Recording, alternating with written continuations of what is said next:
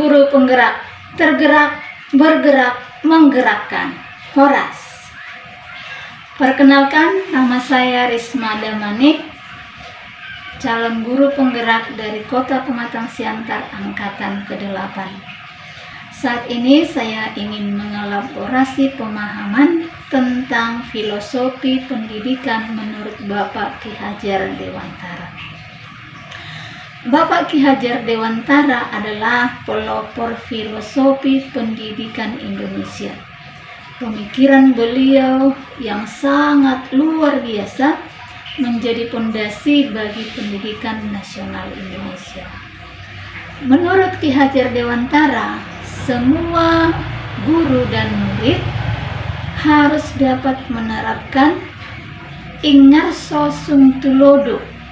Artinya, ketika berada di depan harus mampu memberikan contoh, memberikan teladan.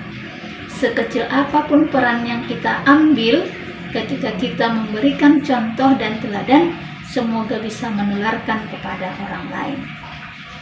Yang kedua, imadya mangunkarso. Ketika berada di tengah, kita harus mampu memberikan motivasi, memberikan semangat kepada orang lain.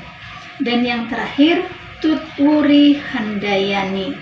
Ketika kita berada di belakang, ketika kita berperan di belakang, kita mampu mendorong orang lain untuk maju. Nah, yang paling penting diingat bahwa Ki Hajar Dewantara dalam filosofi pendidikannya menyatakan bahwa pendidikan itu adalah tuntunan, menuntun dalam hidup tumbuhnya anak-anak. Yang berarti hidup tumbuhnya anak itu terletak di luar kecakapan dan kehendak kaum pendidik atau guru.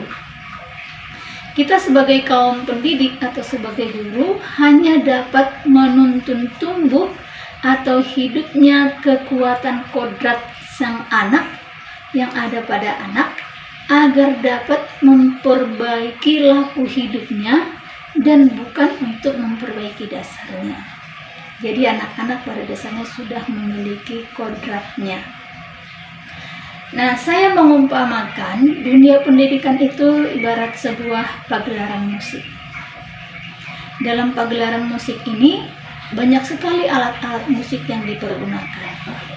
Saya mau ambil contoh yang ada di sekitar daerah saya, itu daerah Batak Toba. Ketika ada pesta adat Batak, banyak alat musik yang dipergunakan. Misalnya ada gondang, ada seruling, ada obu, husapi, dan lain-lain.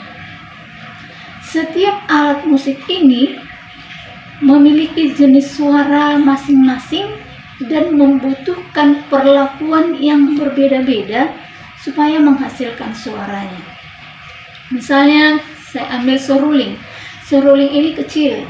Ini seruling misalnya kecil, kurus. Untuk menghasilkan suara, dia harus ditiup. Berbeda dengan gundam atau ogung. Besar. Tapi untuk menghasilkan suara, dia harus dipukul. Kita harus memberikan pukulan. Nah, yang unik lagi husapi. Senarnya hanya 2. Kalau gitar senarnya ada berapa? Ini hanya 2, tapi ketika diperlakukan, dipetik dengan sangat baik sesuai irama, akan mampu menghasilkan suara yang sangat indah. Nah, ketika alat-alat musik ini diperlakukan sesuai dengan fungsinya dan digunakan sesuai dengan irama lagu, maka akan menghasilkan suara yang sangat harmonis yang dapat menghibur hati orang yang mendengarnya. Nah, begitu juga dengan dunia pendidikan. Dalam dunia pendidikan, anak-anak itu berasal dari latar belakang yang berbeda-beda dengan kodrat yang berbeda-beda pula. Ketika pamong atau seorang guru mendidik dan menuntun mereka sesuai dengan kodratnya, maka anak-anak ini akan merasa nyaman. Merasa nyaman untuk menerima dengan terbuka pengajaran dari luar dirinya atau dari luar lingkungannya. Selain menuntun dan mendidik sesuai kodratnya, anak didik juga harus dididik sesuai dengan zamannya, ya, mengikuti perkembangan zaman. Pendidikan dan pengajaran itu harus berkembang mengikuti perkembangan zaman. Supaya apa? Supaya pengetahuan yang ditransfer oleh pendidik kepada anak didik atau kepada siswa benar-benar dapat diaplikasikan oleh anak didik ketika kembali kepada masyarakat. Nah, sama seperti alat musik tadi yang beraneka ragam, ketika digunakan sesuai dengan nada lagu yang sesuai akan menghasilkan harmonisasi yang sangat indah. Begitu juga dengan anak didik, ketika kita menuntun dan mendidik sesuai dengan kodrat dan zamannya, ketika kembali ke masyarakat, mereka akan mengalami kebahagiaan dan memberikan manfaat yang baik kepada masyarakat.